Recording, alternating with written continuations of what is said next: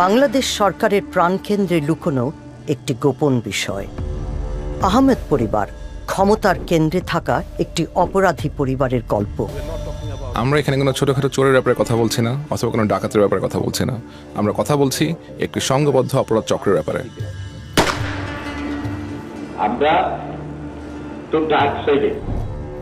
এই পরিবারের 3 ভাই দণ্ডিত খুনি, যারা প্রধানমন্ত্রী শেখ হাসিনাকে সুরক্ষা দিয়ে এসেছেন। উনি তার ব্যক্তিগত দেহরক্ষী ছিলেন। হাসিনার সাথে ওনার সরাসরি যোগাযোগ ছিল। আমাদের অনুসন্ধানে উঠে এসেছে কিভাবে বাংলাদেশ সেনাবাহিনীর প্রধান তার পলাতক ভাইদের নিরাপদে রাখেন, তাদের বিত্তশালী হয়ে উঠতে সাহায্য করেন। ইনি আসলে উনারই ভাই। ওনার বড় ভাই দেশ চালাচ্ছে।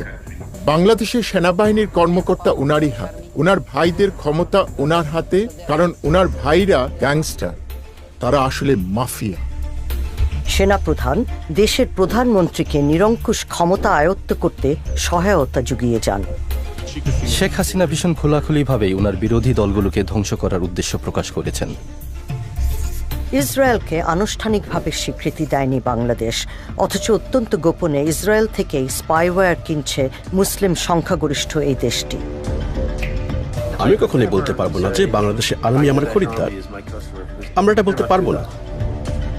এই স্পাইওয়্যার ব্যবহার করা হতে পারে রাজনৈতিক প্রতিপক্ষদের উপর নজরদারির কাজে। নির্বিচারে অনাধিকার নজরদারির প্রযুক্তির ব্যবহার করা কখনোই মানবাধিকারের পক্ষে কাজ করে না। ঢাকার এই কুখ্যাত অপরাধী পরিবারটি এখন বলছে বাংলাদেশের রাষ্ট্রযন্ত্রের হত্যাকর্তা তারাই।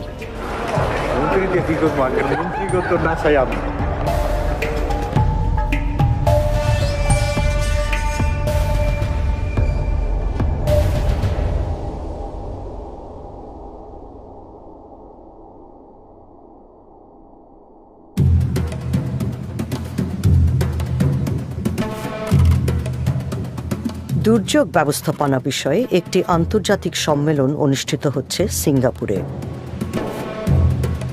অংশগ্রহণকারীদের মধ্যে আছেন বাংলাদেশ সেনাবাহিনীর প্রধান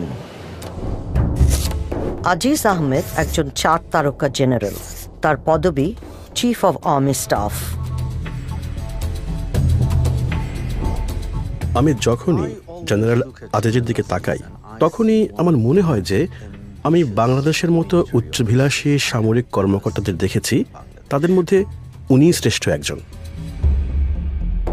এই জেনারেলের গতিবিধি পর্যবেক্ষণ করছে আল জাজিরার ইনভেস্টিগেটিভ ইউনিট। সিঙ্গাপুরে অফিসিয়াল কাজকর্ম শেষ করে তিনি মালয়েশিয়ার রাজধানী কুয়ালালামপুরে যাচ্ছেন। বিমানে বসে তিনি হাসান হাঙ্গেরি নামে এক ব্যক্তির কাছে খুদে বার্তা পাঠাচ্ছেন। কুয়ালালামপুর বিমানবন্দরে তার জন্য 2 জন লোক অপেক্ষা করে আছেন, পুলিশের খাতায় যারা দাগি আসামি। তারা আজিজের 2 ভাই। এদের মধ্যে একজন হলেন হাসান হাঙ্গেরি, অর্থাৎ বিমানে বসে আজিজ যাকে খুদে বার্তা পাঠিয়েছিলেন। তার আসল নাম হারিস আহমেদ। খুনের দায়ে দণ্ডিত এই পলাতক আসামি এখন ভুয়া নাম পরিচয় দিয়ে বসবাস করছেন। নিজেকে তিনি মোহাম্মদ হাসান বলে পরিচয় দেন। বিমানবন্দরে অপেক্ষমান আরেকজন হলেন আহমদ বংশের কনিষ্ঠ ভাই জোসেফ। খুনের দায়ে 20 বছরের বেশি জেল খেটেছেন তিনি।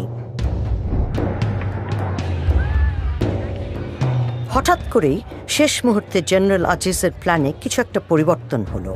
জনসমক্ষে ভাইদের সাথে দেখা না করে কূটনৈতিক চ্যানেল দিয়ে বের হয়ে যাচ্ছেন তিনি।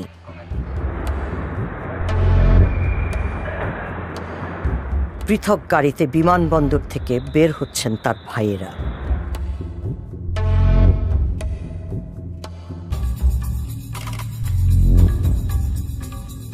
কুয়ালালামপুর শহরের একটি সুরক্ষিত বাড়িতে পুনরায় একত্রিত হয়েছেন তারা। বাড়িটির বাইরে বাংলাদেশ হাইকমিশনের কয়েকটি গাড়ি পার্ক করে রাখা হয়েছে। আমাদের পর্যবেক্ষণকারী দল বাড়িটির উপর নজর রাখছে। পরের দিন জেনারেল আজিজ ছোট ভাই জোসেফকে সাথে নিয়ে এই বাড়িতে ফিরলেন। তখন গেটের ভেতর থেকে বের হয়ে আসলেন আরেকজন ব্যক্তি। জেনারেল আজিজকে অনুসরণ করতে গিয়ে আমরা আহমেদ পরিবারের জ্যেষ্ঠ সদস্য আনিসের দেখা পেয়ে গেছি। আনিস আহমেদ তার ভাইদের সাথে একই খুনের মামলায় দোষী সাব্যস্ত হয়েছিলেন। তারপর থেকেই তিনি পলাতক। এই দেশে তিনি এক বিত্তশালী জীবন গড়ে তুলেছেন। কুয়ালালামপুরের যে বাড়িতে এই পরিবারের লোকজন অবস্থান করছেন, সেই বাড়ির দলিলপত্র থেকে দেখা যাচ্ছে এর মালিক আনিস আহমেদ ও মোহাম্মদ হাসান। ইনি হারিস, আজিজের ভাই। তারপর এখানে আনিস আহমেদকে দেখা যাচ্ছে। আনিস আহমেদ হলো তাদের আরেকজন ভাই, যিনি এখন পলাতক। অবাক বিষয় যে উনি উনার নাম পরিবর্তন করেননি। কূটনৈতিক গাড়ির পাহারায় 4 ভাই যাত্রা শুরু করেছেন। এই সন্ধ্যায় তাদের গন্তব্য বাংলাদেশ হাইকমিশন। একসময় এরা ছিল পাড়ার মাস্তান। এখন তারা ক্ষমতা বাড়াচ্ছে বাংলাদেশে আর সম্পদ গড়ছে বিদেশে। আজিজ সেনাপ্রধান, আনিস পলাতক আসামি, যাকে আমরা মালয়েশিয়ায় খুঁজে পেয়েছি। জোসেফ 2 দশকের হাজতবাসী, আর হারিস এক পলাতক খুনি।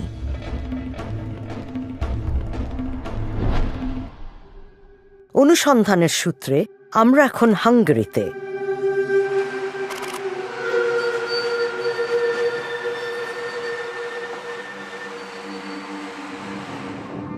গত 5 বছর ধরে হারিস আহমেদ হাঙ্গেরির রাজধানীতে দ্বৈত জীবন যাপন করছেন।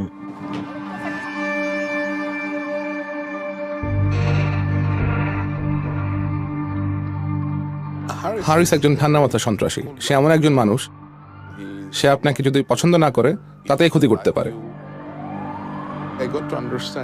এবং আমি বুঝতে পারি যে এই মানুষটি কোনো সাধারণ মানুষ না, সে একজন সাইকোপ্যাথ।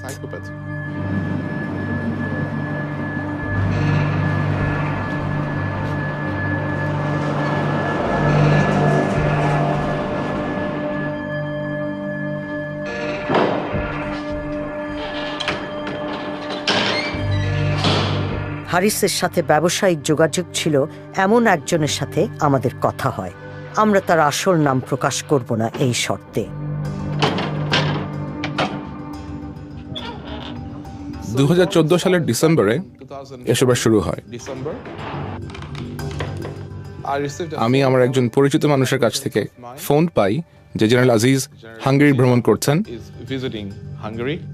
যেহেতু হাঙ্গেরিতে কোনো বাংলাদেশ দূতাবাস নেই, উনি আমাকে অনুরোধ করেন যে আমি জেনারেল আজিজকে সঙ্গ দিতে পারবো কিনা। সামি তাকে বিভিন্ন জায়গা ঘুরিয়ে দেখাতে নিয়ে যান, আর তখন জেনারেল আজিজ একটি প্রস্তাব রাখেন। উনি আমাকে জিজ্ঞাসা করেন ওনার ভারতে বসবাসরত ভাইকে ব্যবসা প্রতিষ্ঠা করতে আমি কোনো রকম সাহায্য করতে পারি কিনা। আমি ওনাকে বললাম, উনি যদি ব্যবসা প্রতিষ্ঠা করতে চান আমি ওনাকে অবশ্যই সাহায্য করতে পারি। হাঙ্গেরি থেকে যাওয়ার পরে আমি জেনারেল আজিজের কাছ থেকে একটি মেইল রিসিভ করি এবং সেখানে তিনি আমার কাছে জানতে চান ব্যবসা স্থাপন করতে কি কি প্রয়োজন। আমি ওনাকে বিস্তারিত জানালাম ব্যবসা স্থাপনের সমস্ত বিষয় ব্যাপারে। এসব কিছুই আমার কাছে কোনো সন্দেহের উদ্রেক করেনি। আমি তার সব কাগজপত্র দেখেছি এবং আমি দেখলাম যে ওনার নাম মোহাম্মদ হাসান, এবং এখানে কৌতূহলী হওয়ার মতো তেমন বিশেষ কিছুই ছিল না। যেহেতু পুরো ব্যাপারটি জেনারেল আজিজের মতো একজন মানুষের কাছ থেকে এসেছে, এখানে সন্দেহ উদ্রেক হওয়ার বিষয়ই আসে না। আমাদের হাতে পাসপোর্ট সহ এমন কিছু জাল কাগজপত্র এসেছে যেগুলো ব্যবহার করে হারিসের ভুয়া পরিচয় তৈরি করা হয়েছে। এই পাসপোর্টটিতে উম্মে কুলসুম নামে বাংলাদেশের ইমিগ্রেশন ও পাসপোর্ট অধিদপ্তরের একজন কর্মকর্তার স্বাক্ষর রয়েছে। তিনি পাসপোর্ট জালিয়াতির সাথে জড়িত একটি অপরাধী চক্রের সাথে সম্পৃক্ত ছিলেন বলে অভিযুক্ত হয়েছিলেন। একটা জাল পাসপোর্ট জোগাড় করতে হলে প্রথমে একটা জাল এনআই ন্যাশনাল আইডেন্টিটি কার্ড লাগবে, এবং একটা জাল এনআই কার্ড জোগাড় করতে হলে বেশ কয়েকটি দলিলপত্র জাল করার প্রয়োজন আছে, যেমন জন্মসনদ, শিক্ষামূলক সনদপত্র এবং এমনকি বিবাহের সনদপত্রও জাল করতে হবে। এবং বাংলাদেশের এত সব জাল দলিলপত্র জোগাড় করায় উনি দেশের মধ্যেই কয়েকটি বেআইনি বা অপরাধমূলক কাজ করেছেন। তারপরে তো উনি এইসব ব্যবহার করেছেন একটি পাসপোর্ট পাওয়ার জন্য, এবং এই পাসপোর্টটি একটি মিথ্যে নামের জাল পাসপোর্ট, এবং এই পাসপোর্টটি নিয়ে উনি যে সব দেশে ভ্রমণ করেছেন সে সব দেশের আইন ভঙ্গের জন্যও উনি অপরাধী। আমাদের হাতে আসা নথিপত্রগুলো জেনারেল আজিজের অফিস থেকেই পাঠানো হয়েছিল। আজিজ তখন বর্ডার গার্ড বাংলাদেশ বা বিজিবির মহাপরিচালক ছিলেন। এখানে আরেকটি আশ্চর্যজনক ঘটনা দেখতে পাচ্ছি। এই দলিলে সাক্ষী দিয়েছেন মেজর সুজাউল হক এবং ব্রিগেডিয়ার জেনারেল হাসনাত, যারা দুজনই বিজেপিতে আছেন যখন জেনারেল আজিজ বিজেপির প্রধান ছিলেন।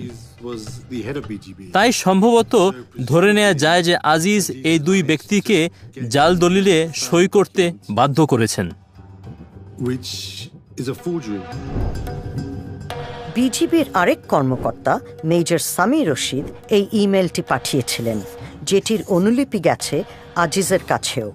ইমেইলে আছে বাংলাদেশের একটি ব্যাংকে মোহাম্মদ হাসান নামক একজন ব্যক্তির অ্যাকাউন্টের প্রত্যয়ন সংক্রান্ত একটি ডকুমেন্ট। এইসব জাল নথিপত্র পাঠানোর ক্ষেত্রে মেজর রশিদের ভূমিকার প্রমাণ হিসেবে একটি ডেলিভারি নোটও আমাদের হাতে এসেছে। এই দলিলপত্র জাল করার জন্য এবং হাঙ্গারিতে পাঠানোর জন্য জেনারেল আজিজ সেনাবাহিনীর বেশ কয়েকজন উচ্চ পদের অফিসারদেরকে সহযোগিতা করতে বাধ্য করেছেন।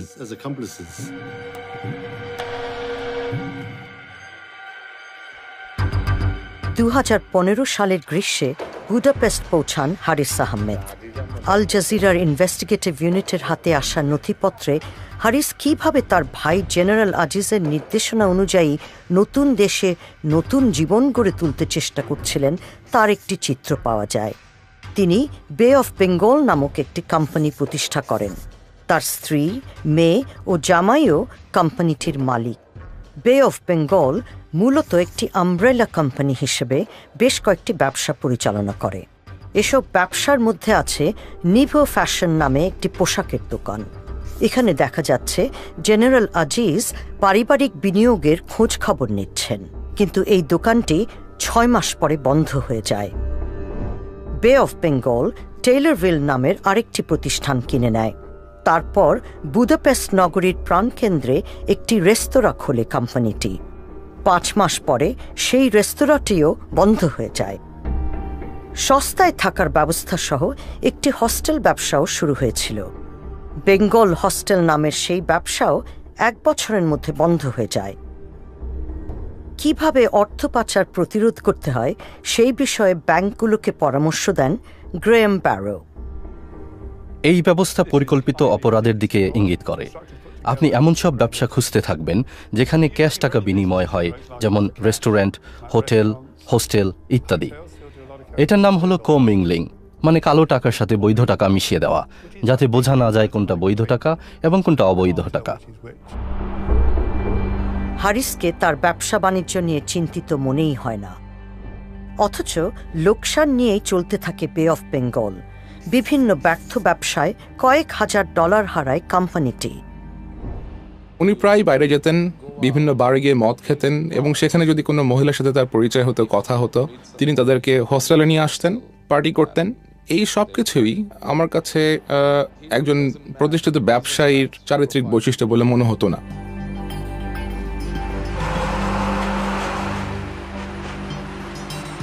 সামি একসময় আবিষ্কার করেন যে হারিসের আর্থিক আগ্রহ মূলত অন্য কোথাও।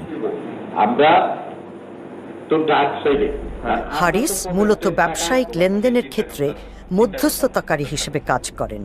নিজের প্রভাব ও যোগাযোগ ব্যবহার করে বিভিন্ন কাজ বাগিয়ে নেন, বিশেষ করে সরকারি কাজ, বাংলাদেশ সরকারের বিভিন্ন কন্ট্রাক্ট। এখন এই একটা কইলাম আপনার সিক্রেট, এটা দিয়ে পয়সা কামাইয়া লাগাইতার। বাংলাদেশ সেনাবাহিনীর কাছে হাঙ্গেরিতে তৈরি বুলেট সরবরাহের একটি কন্ট্রাক্ট বাগাতে হারিস সামির সাহায্য চান। এটা আপনি আর আমি পারবো, একটু আপনার আমি ইনশাল্লাহ চ্যালেঞ্জ করে বিতারি, কিন্তু আমি তো প্রপার হয়ে যেতে পারি না। আমি তো ভাই বুলেট হলে 1 নম্বর পৃথিবীর সেরা বুলেট, আর আর্মি এটা বাংলাদেশে একমাত্র নাই। হারিস নিজে পেছনে থেকে সামিকে সামনে রেখে কাজটি করতে চান। আমি যেহেতু ওনার ভাই এই হিসাবে আমি আর্মিতে কোনো জায়গায় আমি শোবো না, আপনি সইবেন।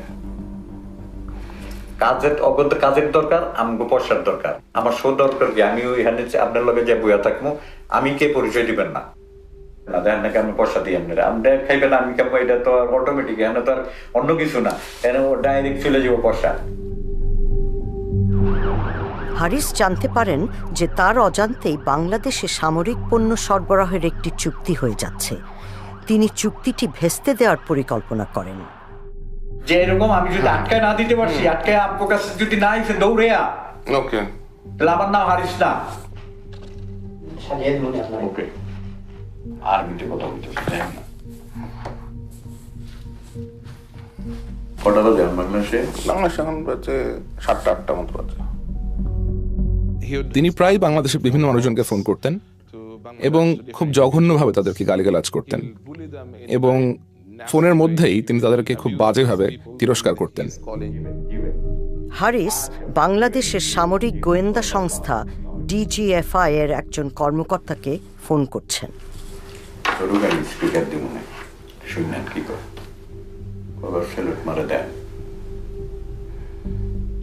ভাই আসসালামু আলাইকুম। ওই যে আপনারা বলছিলাম না যে ইউরোপের কিছু হইলে তারপরে হাঙ্গেরির, আর একটু ভিড়ে দেন নাম দেখালি, বাকিটা আমি দেখি, একটু দেখেন। ঠিক আছে ভাই, আমি একটা রেফারেন্স পাঠাইতেছি, আমি একটা কাগজ পাঠাইতেছি যেটা হাঙ্গেরির থেকে চেষ্টা করতেছে, এটা একটু দেখেন। ঠিক আছে ভাই? ওকে ভাই। নিজের ব্যবসার বিভিন্ন খুঁটিনাটি নিয়ে সামির সাথে আলাপ করছেন হারিস। তারপর আমি তো জানি হাঙ্গেরি কিছু হইলে যদি আমার টাচে না আসে, ওই বেটা কোনো কিছু নিতে পারবো না, এই পর্যন্ত নেই নেই। আমি কেটালাম দেখবেটা নিয়ে থাকে, আমার একটা প্রমাণ দায়ী তারা কানটা কাইটা কুত্তার গলায় তুমি একেবারে, এখানে কুত্তা আছে না, দরকার পয়সাটা কিনেই না কুত্তার গলায় দিয়ে দেবো। হারিসের দাবি তার কার্যকলাপ প্রধানমন্ত্রী শেখ হাসিনার আশীর্বাদেই চলছে। প্রধানমন্ত্রী শুদ্ধ হানি কইছে যে আরিজ ওখানে যদি কিছু করতে চাও করুক, আমরা হেল্প করবো, আর কি চাই।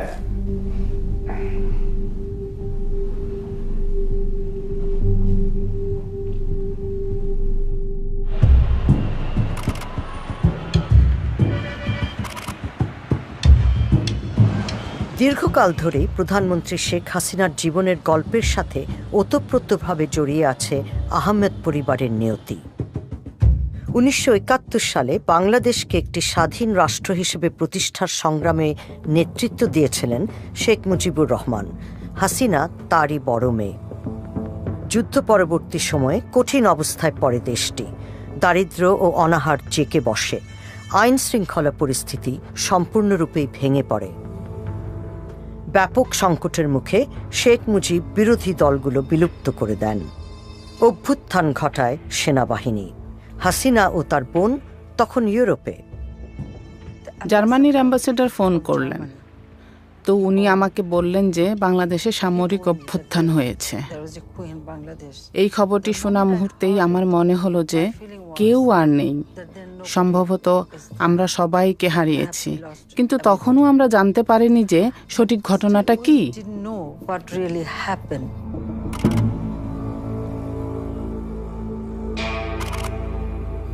সেনাবাহিনীর কর্মকর্তারা শেখ মুজিবের বাড়িতে প্রবেশ করেন। মুজিবকে হত্যা করা হয়। তার সাথে হত্যা করা হয় তার 10 বছরের ছেলেসহ পরিবারের 13 জন সদস্যকে। শেখ মুজিব এবং তার পরিবার হত্যা বাংলাদেশের ইতিহাসে একটি ভীষণ পাশবিক পর্ব। খুনিরা তার ছোট্ট ছেলেটিকে রেহাই করেনি। শেখ হাসিনার রাজনীতির একটি প্রধান উদ্দেশ্য হল এই অন্যায়ের বিচার পাওয়া এবং এই হত্যার প্রতিশোধ নেওয়া।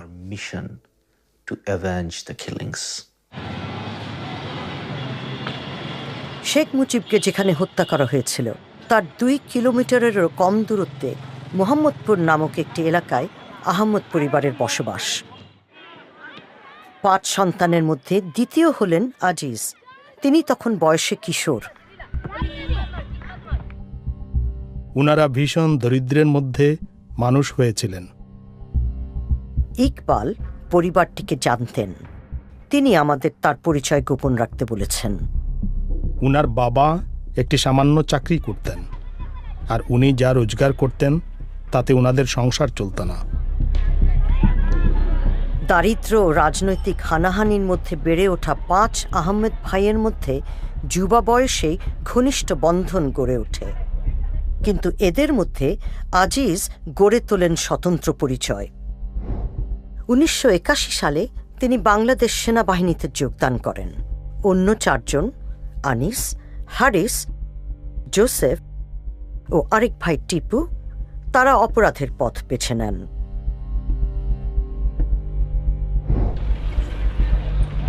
উনারা টাকা আদায় করতেন, উনারা মানুষদের অপহরণ করতেন, উনারা একটি গ্যাংয়ে পরিণত হয়েছিলেন। প্রথমে খুব ছোটখাটোভাবে শুরু করলেন, কিন্তু পরে উনারা মানুষদের খুন করা শুরু করলেন। ঢাকাতে বিশেষ একটা এলাকা ওনাদের আয়ত্তে ছিল, মোহাম্মদপুর ওনাদের দখলে ছিল, এবং এই এলাকাটি ওনারা ভাগাভাগি করে নিয়েছিলেন ওনাদের নিজেদের মধ্যে এবং অন্যদের সঙ্গে। মানে ঢাকা শহরের অন্যান্য অপরাধের সর্দারদের সাথে ওনাদের বোঝাপড়া ছিল, এবং ওনারা ব্যবসায়ীদের কাছ থেকে বল প্রয়োগ করে টাকা আদায় করতেন, আর এই এলাকাটি ওনারা ওনাদের ব্যক্তিগত জায়গা হিসেবে শাসন করতেন। আমরা যাদের ব্যাপারে কথা বলছি এরা সবাই সন্ত্রাসী, এরা খুনি যারা মানুষের জীবনের ভয়ঙ্কর রকমের ক্ষতি করেছে। ভারতে নির্বাসিত অবস্থায় শেখ হাসিনা আওয়ামী লীগের নেতা হন। এই দলের নেতৃত্বে ছিলেন তার পিতা। 1981 সালে তিনি বাংলাদেশে ফিরে আসেন। আমি আমার লোকদের কার্যকরী করা শুরু করলাম। তখনকার সরকার আমাকে বাধা দেবার চেষ্টা চালায় যাতে আমি ফিরে না আসি, কিন্তু আমি গণতন্ত্রের জন্য কাজ করার উদ্দেশ্য নিয়ে ফিরে আসার সিদ্ধান্ত নিলাম। সামরিক বাহিনী তখন দেশ পরিচালনা করছে। বেশ কয়েকবার তখন হাসিনাকে গৃহবন্দী করা হয়, তার জীবনের উপর আঘাতও আসে। এক সহকর্মীর সাথে জেনারেল আজিজের ফোনালাপের গোপন রেকর্ডিং আল জাজিরার ইনভেস্টিগেটিভ ইউনিটের হাতে এসেছে। এই কথোপকথন 2020 সালের। আজিজ বর্ণনা করছেন কিভাবে তার ভাইয়েরা শেখ হাসিনার দল আওয়ামী লীগের নেতাদের নিরাপত্তা দিতেন। বাংলাদেশে ফিরে আসার পর আওয়ামী লীগ নেতাদের সুরক্ষায় নিজের ভাইদের ভূমিকা। যখন হলো আওয়ামী লীগ ওই জাতীয় পার্টির সময়, যখন হলো সবচেয়ে খারাপ সময় যাচ্ছিল, যখন তারা তাদের কেন্দ্রীয় অফিসে বসতে পারতো না, তখন কিন্তু my brothers they were the main strength of this party. কেন্দ্রীয় নেতারা এসে আমার ছোট ভাইয়ের অফিসে বসে তারা হলো পার্টির হলো প্রোগ্রাম এখান থেকে অ্যানাউন্স করতো তারা, কারণ অন্য জায়গায় তারা নিরাপদ মনে করতো না, তো তারা ছিল ইয়াতে। আহমেদ পরিবার ত্রাস জাগানিয়া, তবে অন্যদের প্রতিশোধের শিকারও হতে হয় তাদের। খুন হয়ে যান এক ভাই টিপু। টিপু খুব বড় এক গুন্ডা ছিল, শার্প শুটার যাকে বলে, খুবই বুদ্ধিমান। ভাইদের মধ্যে সবচেয়ে বুদ্ধিমান সেই ছিল। তখন এমন এক সময় ছিল যখন রাজনীতিবিদ ও সন্ত্রাসী মাস্তানদের একে অপরকে প্রয়োজন ছিল। এইসব দলগুলো তারা চাঁদাবাজিতে জড়িত ছিল, রাস্তায় ছোটখাটো চুরি ডাকাতি করত বা ব্যবসায়ীদের কাছ থেকে অর্থ উত্তোলন করত। তাছাড়া প্রয়োজন মাফিক রাজনীতিবিদদের শক্তি হিসেবেও কাজ করেছিল। সাধারণত তারা কোনো একজন রাজনীতিবিদদের সাথে জড়িত থাকত এবং কোনো এক বিশেষ সময়ে সুবিধা অনুযায়ী এই রাজনীতিবিদরা তাদেরকে ব্যবহার করতেন। 90-এর দশকের মাঝামাঝি সময়ে হাসিনার ব্যক্তিগত নিরাপত্তা দলে যোগদান করেন হারিস আহমেদ। ইনি হারিস, শেখ হাসিনা। ইকবাল ওই সময় থেকে হারিসকে চেনেন। উনি শেখ হাসিনার ব্যক্তিগত দেহরক্ষী ছিলেন এবং এই মিটিংটি মোহাম্মদপুরে হচ্ছে। এটা হারিসের এলাকা। উনি সব মিটিং আয়োজন করতেন। এদিকে এই ফোনালাপে জেনারেল আজিজ বলছেন আওয়ামী লীগের নেতাদের প্রতি শেখ হাসিনার সাম্প্রতিক একটি বক্তব্যের কথা। অনারেবল সেইড যে দেখো ওর ভাইরা কে আমার থেকে বেশি তোমরা জানো না, কোথায় প্রধানমন্ত্রী এই আহমেদ পরিবারের আনুগত্যের কথা তুলে ধরে বর্তমান নেতাদের নিষ্ক্রিয়তা নিয়ে তিরস্কার করছেন, কারণ এই পরিবারই তাকে আঘাতের হাত থেকে বাঁচিয়েছিল। কোথায় ছিল যখন হলো নাই যে যখন আমার বাড়িতে গ্রেনেড হামলা করে, আমার বাড়িতে এরকম করে, আমি কোন কোথায় ছিল তোমরা? এই চিফের ভাইরা আমার আশেপাশে ছিল, তারা ছিল তখন আমার মেইন চালিকা শক্তি। তোমরা কোথায় ছিল তখন?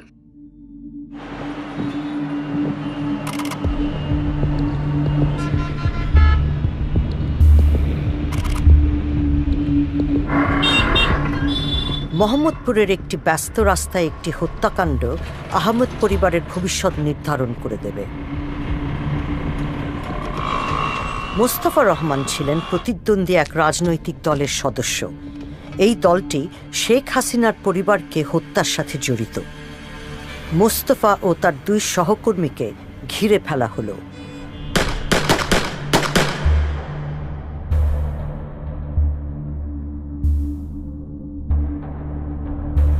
মোস্তফাকে দ্রুত হাসপাতালে নিয়ে যাওয়া হয়।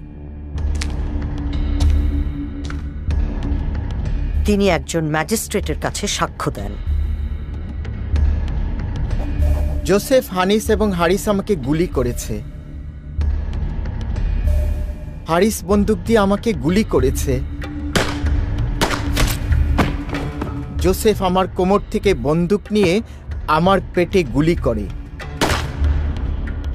অন্যদের হাতেও বন্দুক ছিল এবং তারা এলোমেলো গুলি করে।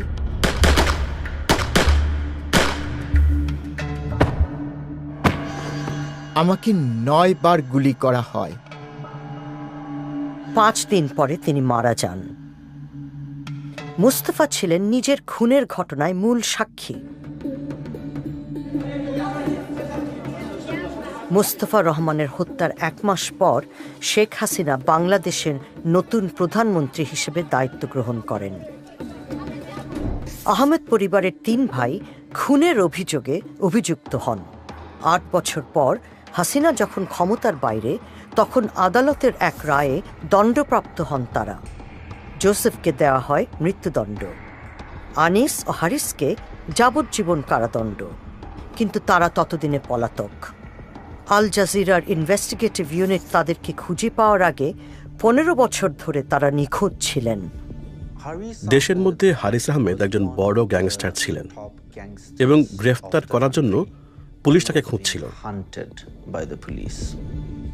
আনিস আহমেদ একটা নির্মম হত্যার অভিযোগে অভিযুক্ত ছিল। আমার মনে হয় না যে শক্তিশালী কিছু ব্যক্তিদের সাহায্য ছাড়া ওনারা দেশ পলাতক হতে পারতেন। এসব ঘটনাক্রমটি আসলে একটি উল্লেখযোগ্য বিষয়। 1994-95 এর দিকে হারিস ওনার ব্যক্তিগত দেহরক্ষী ছিলেন। ঠিক তার 1 বছর পরে 1996-এ এক ব্যক্তি হত্যা হন, যিনি সম্ভবত শেখ হাসিনার রাজনৈতিক প্রতিদ্বন্দ্বী ছিলেন, এবং হারিস সহ তার 3 ভাই এই হত্যার অভিযোগে অপরাধী হন। হয়তো তিনি মনে করেন তিনি এই সব বিষয়ে যত কম জানবেন ততই ভালো।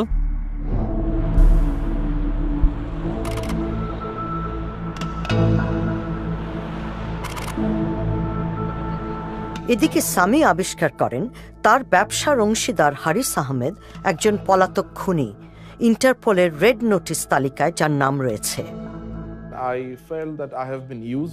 আমি একটা সময় বুঝতে পারি যে এই লোকটিকে একটা নিরাপদ দেশে পৌঁছানোর জন্য আমাকে ব্যবহার করা হয়েছে, এবং আমি অনুভব করি যে হারিস এবং জেনারেল আজিজ আমাকে ব্যবহার করেছে। আমি একে পুলিশের কাছে ধরিয়ে দিতে চিন্তা করি, কিন্তু নিজের জীবনের ভয় তা করিনি। আহমেদ পরিবারের সাথে সম্পর্ক ছিন্ন করার চেষ্টা করেন সামি, কিন্তু তখনই সামিকে হুমকি দিয়ে ইমেল পাঠান জেনারেল আজিজ।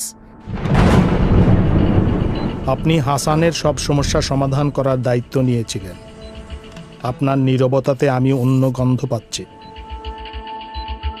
জেনারেল আজিজ তার কথায় প্রচন্ড রকম ক্ষোভ প্রকাশ করেন। তিনি আমার উপর প্রচন্ড রকম ক্ষিপ্ত হন এবং তিনি আমাকে চরম ভয় দেখিয়ে ইমেল পাঠান। আমার ভাইকে যদি ফিরে আসতে হয়, তাহলে যারা দায়ী তাদের জীবনে অনেক আফসোসের কারণ থাকবে। আমি এই প্রতিশ্রুতি দিচ্ছি যে তারা প্রাণের ভয়ে থাকবে। এবং তিনি বলেন যে তার ভাইকে যদি বাংলাদেশে ফেরত যেতে হয় তাহলে তার জন্য যারা দায়ী হবে সে সমস্ত মানুষকে তাদের জীবনে পস্তাতে হবে।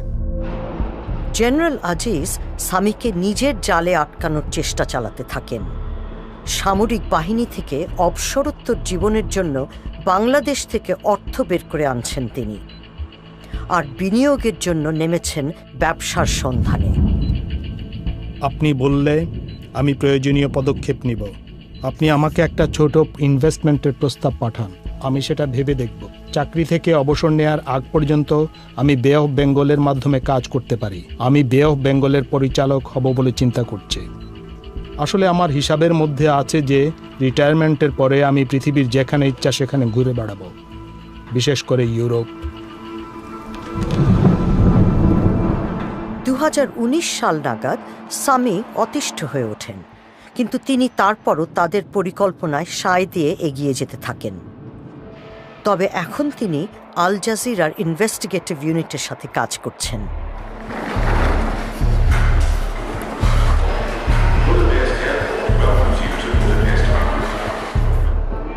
হারিস একটি ব্যবসায়িক সফর শেষে ফিরছেন। আসসালামু আলাইকুম। কেমন আছেন? হ্যাঁ, ভালো আছেন? এই যে মিস্টার রহমান, আমি কানাডার রহমান ফ্রম কানাডা। হারিস এসে পৌঁছেছেন, আর তার সাথে কানাডা ভিত্তিক আর্থিক পরামর্শদাতা মোহাম্মদ রহমান। তার ওয়েবসাইট অনুসারে মোহাম্মদ রহমান একটি ইমিগ্রেশন পরিষেবা প্রতিষ্ঠান পরিচালনা করেন, যা বিত্তশালী বাংলাদেশিদের বিদেশে আবাস অর্জনে সহায়তা করে। দলের সাথে রয়েছেন হারিসের সহকারীও।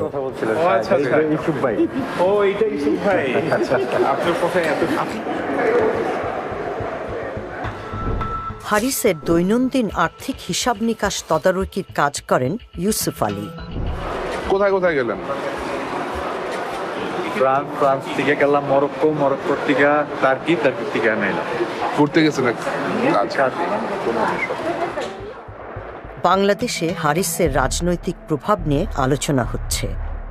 তার সঙ্গীরা জানেন যে প্রধানমন্ত্রীর সাথে হারিসের যোগাযোগ রয়েছে। আপনি মন্ত্রী হবেন কবে? আপনি মন্ত্রী হবেন কবে? মন্ত্রীকে কি করবো? মন্ত্রী তো না চাই আপনি।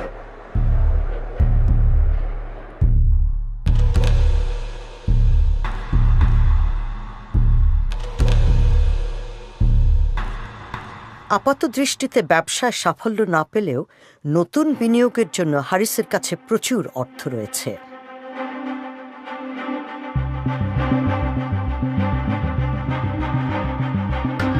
হারিস ও রহমান একটি হোটেল কিনতে চান।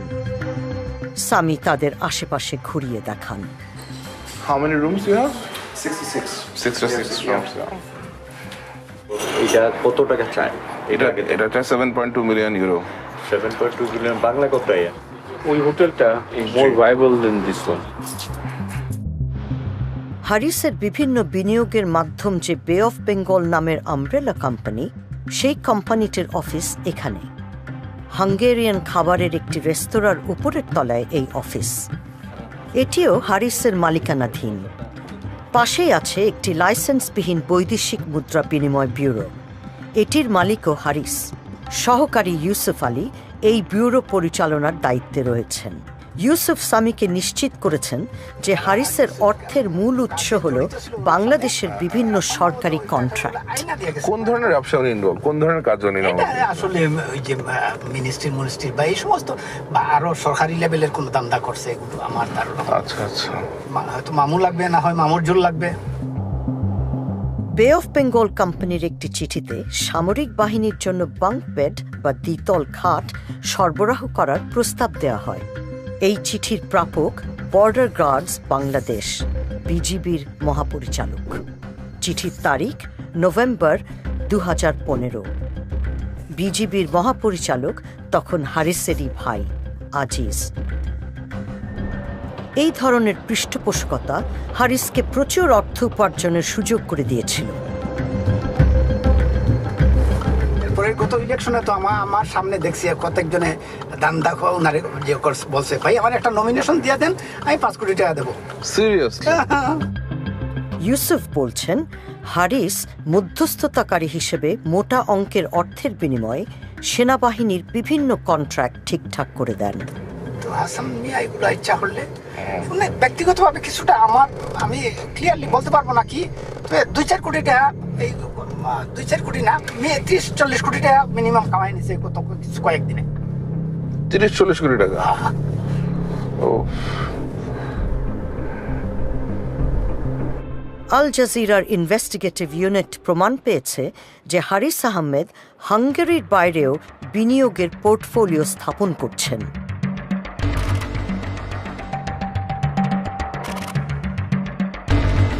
সেই একই মিথ্যা পরিচয় ব্যবহার করে তিনি ফ্রান্সে গড়ে তুলছেন এক ব্যবসায়িক সাম্রাজ্য। 2018 সালের নভেম্বরে তিনি একটি কোম্পানির আংশিক মালিকানা কিনেন। এই কোম্পানি কম্পিউটার ও আইটি নিয়ে কাজ করে। কোম্পানিটির 2টি নিবন্ধিত অফিস রয়েছে, একটি অবস্থিত প্যারিসের উপকণ্ঠে। সেখানে মোবাইল ফোন বিক্রি করা হয়, পাশাপাশি রয়েছে ইন্টারন্যাশনাল মানি ট্রান্সফারের ব্যবস্থা। 2019 সালে হারিসের উদ্যোগে গতি পায়। মাত্র 7 মাসের ব্যবধানে হারিস আরও 4টি কোম্পানির আংশিক মালিকানা ক্রয় করেন। এপ্রিল মাসে তিনি স্নিগ্ধা নামক একটি ফাস্ট ফুডের ব্যবসা শুরু করেন। তারপর মে মাসে তিনি TPTY নামক একটি রিটেল কোম্পানির অংশীদারিত্ব কিনে নেন।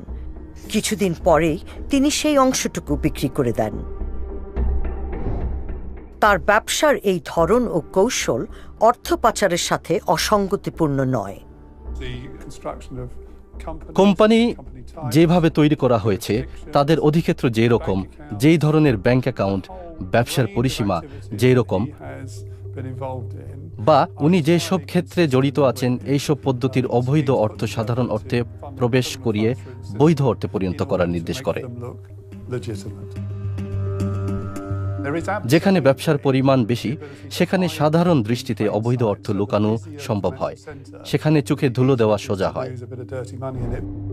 2019 সালের জুনে ফ্রান্সে তিনি বে অফ বেঙ্গল কোম্পানির নিবন্ধন সম্পন্ন করেন। এই কোম্পানি একটি ভারতীয় রেস্তোরাঁর মালিক। নভেম্বর মাসে ইনফো বে অফ বেঙ্গল নামে আরও একটি নতুন কোম্পানি।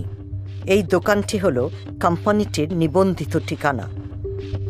প্যারিসের শহরতলিতে 3টি সম্পত্তিতে তার মালিকানা আছে। এগুলোর মধ্যে একটির আনুমানিক মূল্য প্রায় $250,000।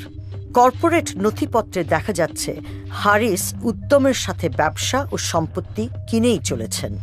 ইউরোপিয়ান ইউনিয়নের রেসিডেন্সি ব্যবহার করে ফ্রান্সে অর্থ সরাচ্ছেন তিনি। যে রেসিডেন্সি বা বসবাসের অধিকার তিনি পেয়েছেন ভুয়া নথিপত্র ব্যবহার করে। অবৈধ অর্থ প্রথমে সাধারণ অর্থে প্রবেশ করা হয়, তারপর লেয়ারিং করে বিভিন্ন কোম্পানি এবং বিভিন্ন দেশের মধ্য দিয়ে এই টাকা পাচার হয়। তারপরে এই টাকা প্রচলিত অর্থনীতিতে পুনর্বহাল করা হয়। অবৈধ অর্থ বৈধ করার জন্য ঘর বাড়ি কেনার চেয়ে আর কি ভালো উপায় থাকতে পারে? এটাই সবচেয়ে সহজ উপায়।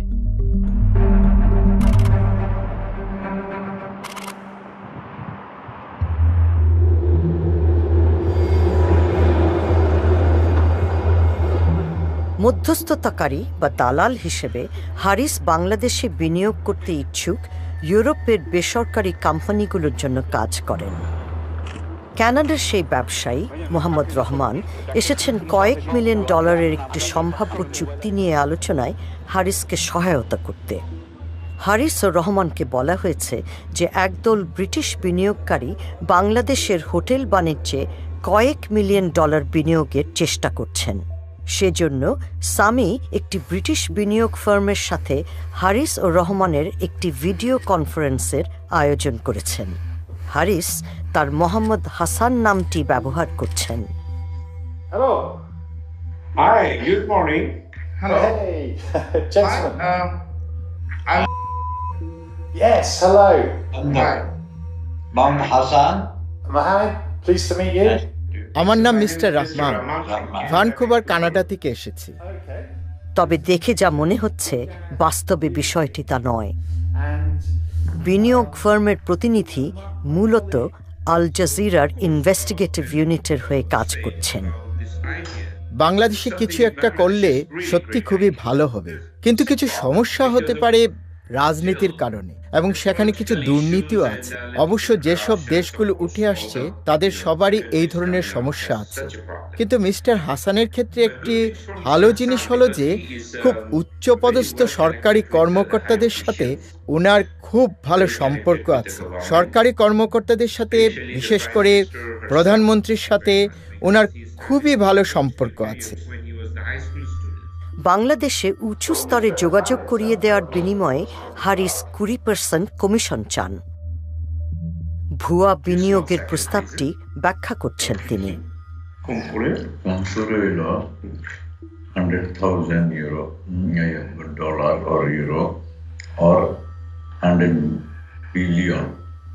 এটা ইনভেস্ট করতে হবে যদি 5 স্টার বা এনি বিজনেস যা করতে চায়। ফর ল্যান্ড বাই পারচেজ এত মিলিয়নের নিচে কোনো মানে সুইটেবল ওই ধরনের ব্যবসা হবে না। আমাদের যেটা উইটে 20% ফর অল লিকুইডেশন। এরপর রহমান বিশদভাবে ব্যাখ্যা করছেন কিভাবে তারা কাজ করেন। উনি এই চিঠিটা ওনার বড় ভাইকে দেবেন এবং আমরা আনুষ্ঠানিকভাবে আপনাদের অফিসে আসব আরও একটু আলাপ আলোচনা করার জন্য।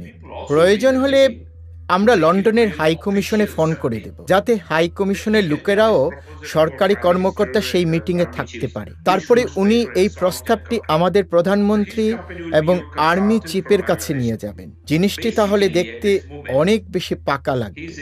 তো ওনার কোম্পানি বাংলাদেশে আপনাদের কনসালটেন্ট হিসেবে নিয়োজিত হবে। সত্যি কথা বলতে এই মুহূর্তে ওনার বড় ভাই আসলে দেশ চালাচ্ছেন, কারণ আমাদের প্রধানমন্ত্রীর দেশ চালানোর সব দায়িত্ব আর্মি চিফের হাতে ছেড়ে দিয়েছেন। ইনি আসলে উনারই ভাই।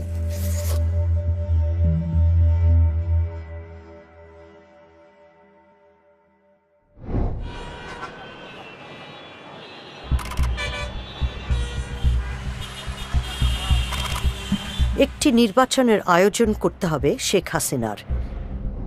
1 বছর আগে তিনি আজিজকে বিজিবির প্রধান হিসেবে নিয়োগ দিয়েছেন। তার ক্ষমতাসীন দল আওয়ামী লীগ যখন নির্বাচনে পরাজয়ের ঝুঁকিতে, তখনই বিজিবিকে ভোট তদারকিতে নিয়োজিত করা হয়।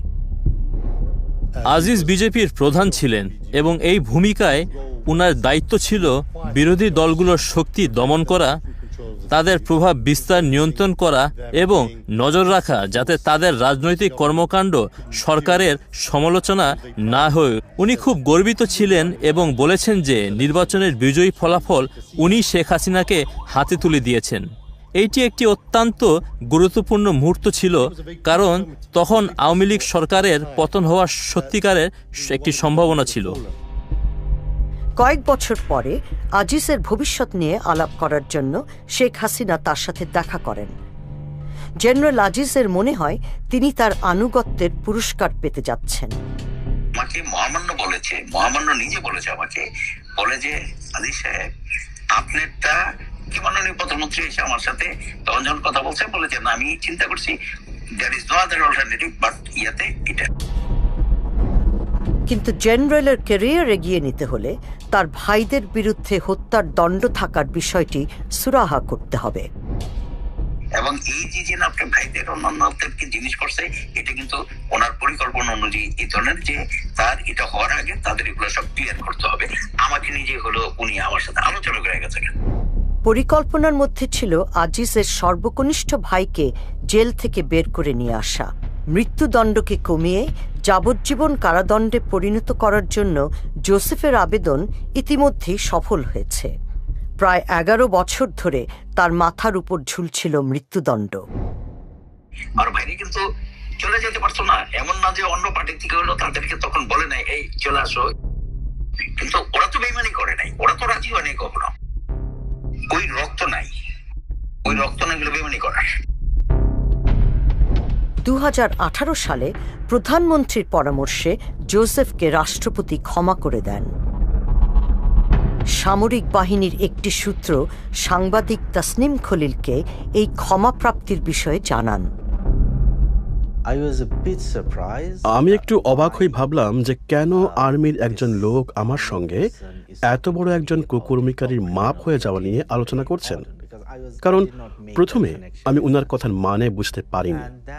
তারপরে উনি হাসতে শুরু করলেন এবং উনি বললেন, আপনি বুঝতে পারছেন না যে যখন আপনার ভাই জেল খাটছে খুনের অভিযোগে, তখন তো আপনি আর্মির চিফ হতে পারেন না। 1 মাস পর সেনাপ্রধান হন জেনারেল আজিজ আহমেদ। তখন আমি বুঝতে পারলাম যে উনি জেনারেল আজিজের কথা বলছেন। আলোচনাটি আসলে একজন কুকর্মকারীকে নিয়ে নয়, বরং আজিজ একজন জেনারেলকে নিয়ে। অবাক হওয়ার বিষয় যে চিফ অফ আর্মি পদের জন্য শেখ হাসিনা জেনারেল আজিজকে একজন উপযুক্ত ব্যক্তি হিসেবে গণ্য করলেন। তো আমাদের প্রশ্ন, কেন উনি এই ঝুঁকি নিতে প্রস্তুত ছিলেন?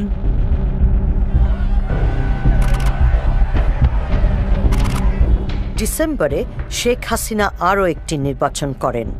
এবারও জেনারেল আজিজ তাকে ক্ষমতা সুসংহত করতে সহায়তা করেন। 2018-তে বাংলাদেশের প্রতিটি নির্বাচন কেন্দ্রে অথবা প্রায় প্রতিটি কেন্দ্রেই ব্যাপক ভোট চুরির কাজে আর্মি অত্যন্ত গুরুত্বপূর্ণ ভূমিকা পালন করেছিল। বিরোধী দলীয় নেতা কারাগারে, অন্যরা আটক, কারো কারো আর কখনো দেখা মেলেনি।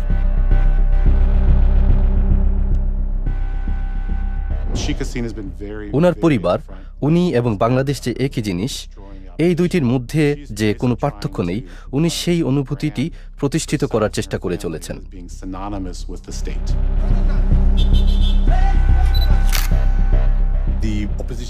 বাংলাদেশে বিরোধী পার্টিদের এত পরিমাণে দমন করা হয়েছে যে তারা বিরোধী দল হিসেবে প্রায় অক্ষম। বলপূর্বক অপহরণ করা বা বেআইনি হত্যা ইত্যাদি ব্যাপারে আইন প্রয়োগকারী কর্তৃপক্ষ অনিয়মভাবে এবং তারা দায়মুক্তভাবে নিজেদের পরিচালনা করেছেন। দেশ চালানোর কাজে এইসব পদ্ধতি স্বাভাবিক হয়ে দাঁড়িয়েছে।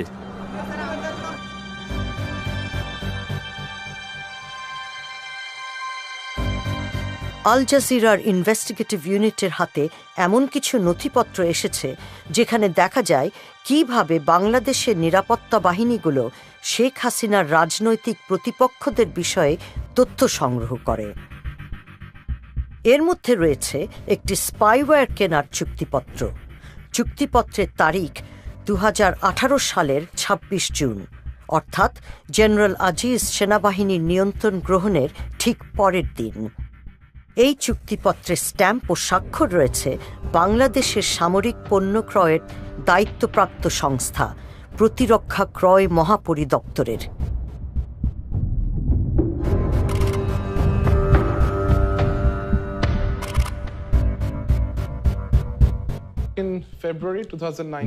সালের ফেব্রুয়ারিতে ডিজিএফআই-তে কর্মরত আমার একজন বন্ধু আমাকে জানান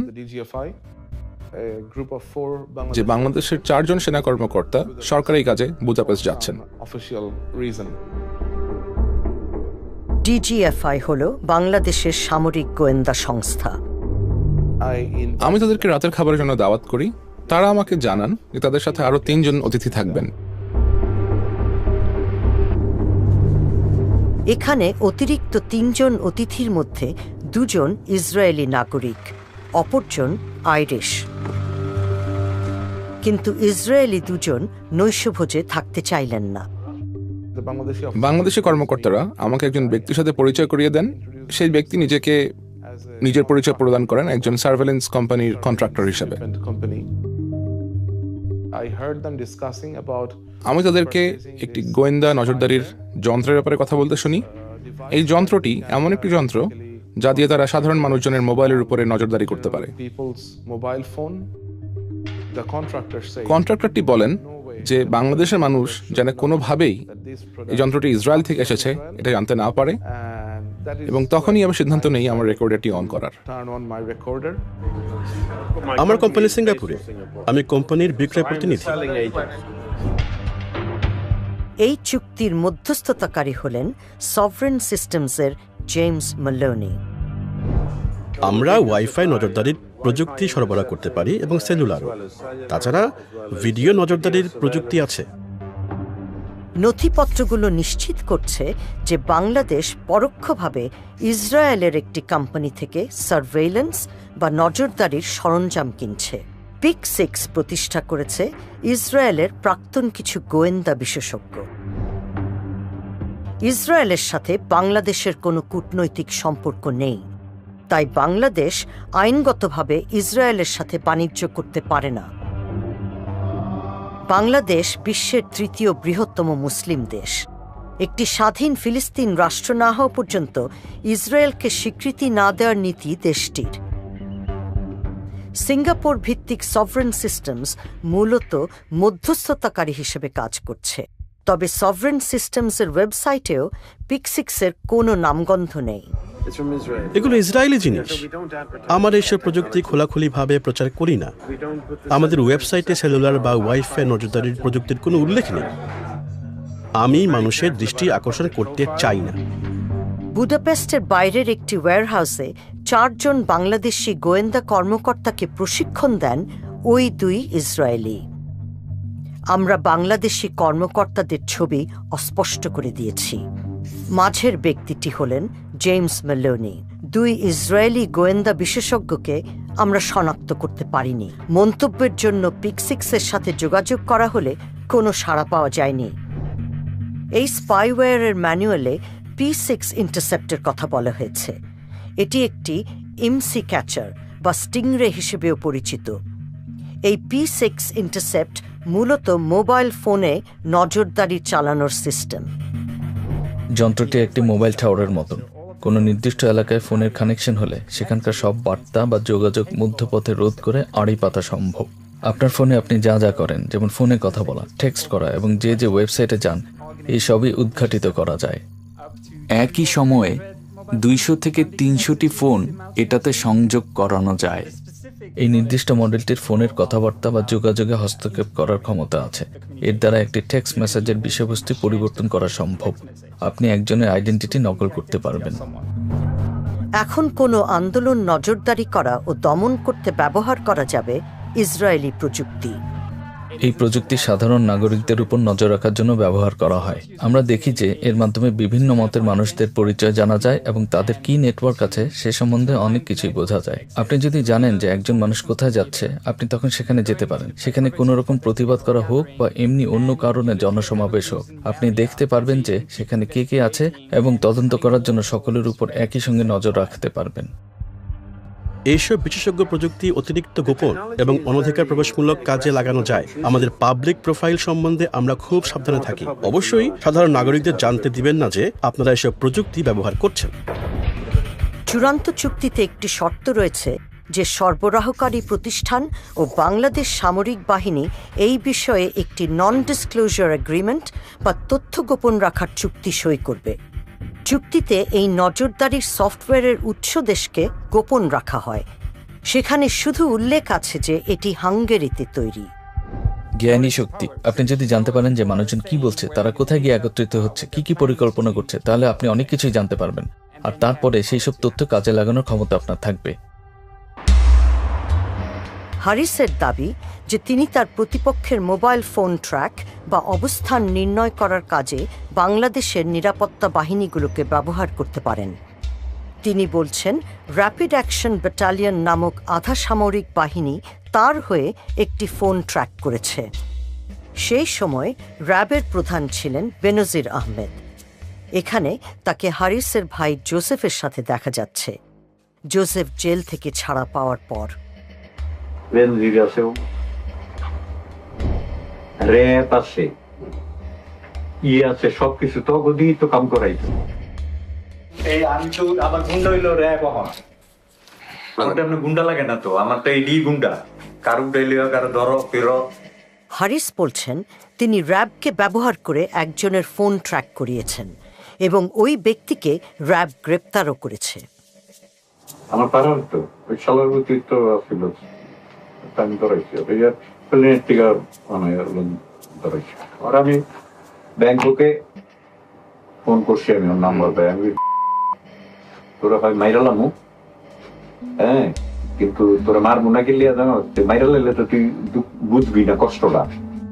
সেলিম প্রধান সম্প্রতি জুয়ার ব্যবসায় জড়িত থাকার অপরাধে দোষী সাব্যস্ত হয়ে 6 মাসের সাজা পান। ওর একটা গার্লফ্রেন্ড আছে, গার্লফ্রেন্ডে ফিট করছি, গার্লফ্রেন্ডের ইনফরমেশন দিছে, মোবাইল ট্র্যাকিং করাইছি। 2020 সালের এপ্রিলে বেনজির আহমেদ র্যাব থেকে বদলি হয়ে বনে যান বাংলাদেশের সবচেয়ে ক্ষমতাধর পুলিশ কর্মকর্তা। ওরা কাজ করে, একটা গুন্ডা আছে, পুলিশ আছে, পুলিশের তো বড় গুন্ডা, গুন্ডার লাগে না তো, গুন্ডা হন পুলিশ, যার পুলিশ লাইন আছে, যার প্রশাসন আছে, হ্যাঁ হন গুন্ডা। হারিস তার জেনারেল ভাইকে এখানে জড়িয়ে মানুষের দৃষ্টি কাটতে চান না। কি করতে আর খামাচ্ছা খাকি পোশাকের মধ্যে ঢুকে বয়ে থাকবো, হিসাবটা বুঝছেন? সে অমুক আছে, তমুক আছে, আইজি আছে, এবং আমাকে তো দরকার হয় না। ওরাও খাই, আমিও খাই, ডাইরেক্ট কথা। আমরা তিনি বলছেন যে দুর্নীতিবাজ একটি চক্রের সাথে তিনি জড়িত, যে চক্র পুলিশ সদস্যদের এমন জায়গায় বদলি করে যেখানে ঘুষ পাওয়া যায় বেশি, বিনিময়ে সিনিয়র কর্মকর্তাদেরও ঘুষের ভাগ দিতে হয়। পুলিশ আঙ্গুল এখানে যে এই ওসিমোসি গুলোর পোস্টিং করতে কি কিরকম টাকা খরচ হতো? আমি আপনার এয়ারপোর্ট থানার ওসি মিনিমাম 10 কোটি টাকা, 5 কোটি টাকা অ্যাকচুয়ালি ট্রান্সফারের টাকাটা খায় home minister, IG, police commissioner. মনে করেন 5 কোটি টাকা কন্ট্রাক্ট করলে 3 কোটি টাকা দিয়ে 2 কোটি টাকা আমরা এটি কখন যায়, বুঝছে? এই হলো কাহিনী।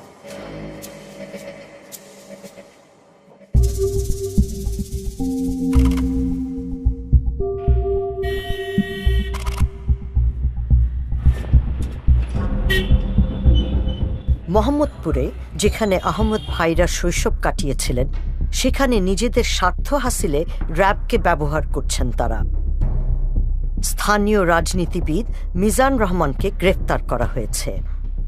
যদিও তিনিও শেখ হাসিনার দল আওয়ামী লীগের একজন নেতা, কিন্তু তার চেয়েও বড় কথা, তিনি মোস্তফা রহমানের ভাই, যাকে খুন করেছিলেন হারিস, জোসেফ ও আনিস। আমি গুলির শব্দ শুনতে পাই। এটা আমাদের জন্য ভীষণ ভয়ঙ্কর ঘটনা ছিল, এবং আমি জানি না যে কেন এটা হলো। মেহেদির চাচা যখন খুন হলেন, মেহেদি তখন ছোট। এটা ভীষণ একটা ভয়ঙ্কর সময় ছিল আমাদের জন্য। এটি খুবই একটি নির্মম হত্যা। মেহেদি এখন বিদেশে থাকেন। তার ভাষ্য, জেনারেল আজিজ র্যাবকে ব্যবহার করে তার পরিবারকে শাস্তি দিচ্ছেন। মেহেদির খুন হওয়া চাচার সাক্ষ্যের কারণেই জোসেফকে কারাগারে যেতে হয়েছিল। পালিয়ে থাকতে বাধ্য হয়েছেন হারিস ও আনিস। যারা রেবের সাথে জড়িত, যেমন লেফটেন্যান্ট কর্নেল বা কর্নেল, তারা সকলেই জেনারেল আজিজের খুব ঘনিষ্ঠ লোক। জেনারেল আজিজ যদি বলেন হ্যাঁ ঠিক আছে এটা করেন, শুধুমাত্র জেনারেল আজিজের সরাসরি হুকুম পাওয়ার পরেই তারা সেই কাজটা করবে। বাংলাদেশে জনসাধারণ র্যাবকে প্রচণ্ড ভয় পায়। র্যাব যদি তাদের খোঁজ করতে আসে তাহলে তারা পালিয়ে যান, এবং আমরা দেখেছি যে র্যাবের কারণে অনেক মানবাধিকার কর্মী, নারী অধিকার কর্মী, এমনকি আওয়ামী লীগ দলের ভেতরের সমালোচকরাও দেশ থেকে পালিয়ে গিয়েছেন, কারণ তারা শুনেছেন যে র্যাব তাদের বাড়ির দরজায় ধাক্কা দিতে আসবে। বাংলাদেশের সেনাবাহিনীর ক্ষমতা তার হাতে, তার ভাইদের ক্ষমতাও তার হাতে, কারণ তারা গ্যাংস্টার, তারা আসলে মাফিয়া।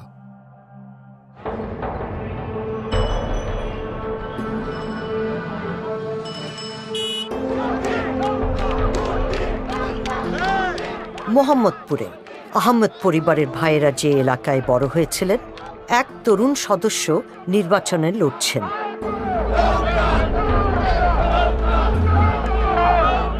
আসিফ আহমেদ হলেন জেনারেল আজিজের ভাতিজা, অর্থাৎ আনিস আহমেদ, যিনি কুয়ালালামপুরে থাকেন, তার ছেলে। 2020 সালের জানুয়ারিতে আসিফ নিজের রাজনৈতিক জীবন শুরু করেছেন। তিনি দুর্নীতি দমনের প্রতিশ্রুতি দিয়ে নির্বাচনে জিতেছেন। এবং দুর্নীতিটা আশা করি অনেক কমে আসবে। আমাদের মাননীয় প্রধানমন্ত্রী দুর্নীতির বিরুদ্ধে যেভাবে অভিযান চালাচ্ছে, সেটার ভয়ে অনেকে হয়তো ইনশাল্লাহ সামনে দুর্নীতি করার সাহস রাখবেন না। আমি তাকে অনেক ধন্যবাদ জানাই এরকম শক্ত একটা পদক্ষেপ করার জন্য। নিজের দলের লোকজনকে সে ছাড় দেয়নি এই দুর্নীতি বিরোধী অভিযান করার জন্য। ধন্যবাদ।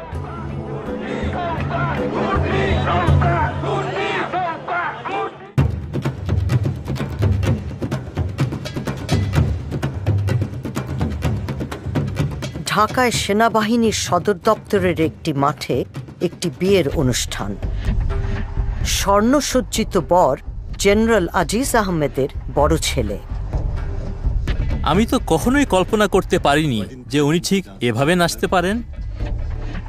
আচ্ছা, ইনি হলেন আজিজ আর এইজন হারিস। হারিস খুনের অভিযোগে পলাতক, অথচ সে এই বড় জাঁকজমক একটি বিয়ের অনুষ্ঠানে এসেছেন। সেখানে চিফ অফ আর্মি স্টাফ উপস্থিত আছেন। হারিসের মতো আনিসও মালয়েশিয়া থেকে ঢাকায় ছুটে এসেছেন।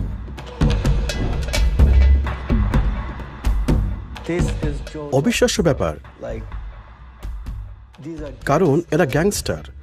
সরকারিভাবে বাংলাদেশের পুলিশ ওনাদের গ্রেফতার করার জন্য খুঁজছে, অথচ ওনারা একটা বিয়ের অনুষ্ঠানে উপস্থিত এবং আর্মি চিফ নিজেও সেখানে আছেন। ওনারা সবাই মিলে পার্টি করছেন। দেশের ঊর্ধ্বতন সামরিক কর্মকর্তা, ক্ষমতাধর রাজনৈতিক নেতা ও বিদেশি বিশিষ্টজনরা উপস্থিত। আর ভাইদের মধ্যে সর্বকনিষ্ঠ জোসেফ, যিনি হত্যার দায়ে দোষী সাব্যস্ত হয়েও পরে ক্ষমা পেয়েছেন, তিনিও আছেন এখানে। আচ্ছা দেখুন, ইনি বাংলাদেশের প্রেসিডেন্ট। তাকে ক্ষমা করেছিলেন বাংলাদেশের রাষ্ট্রপতি মোহাম্মদ আব্দুল হামিদ।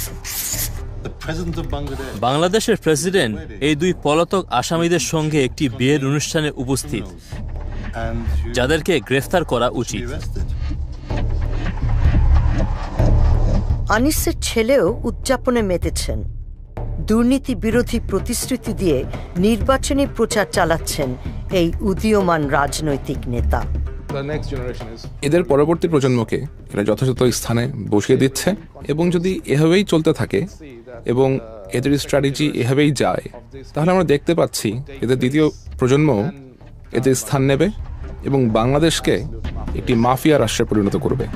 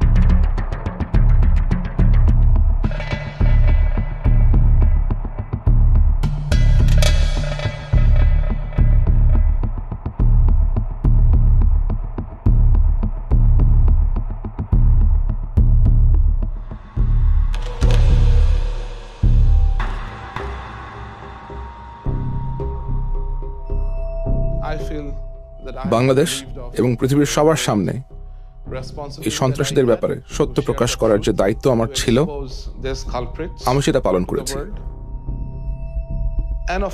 অবশ্যই আমি আমার ও আমার পরিবারের নিরাপত্তার ব্যাপারে শঙ্কিত।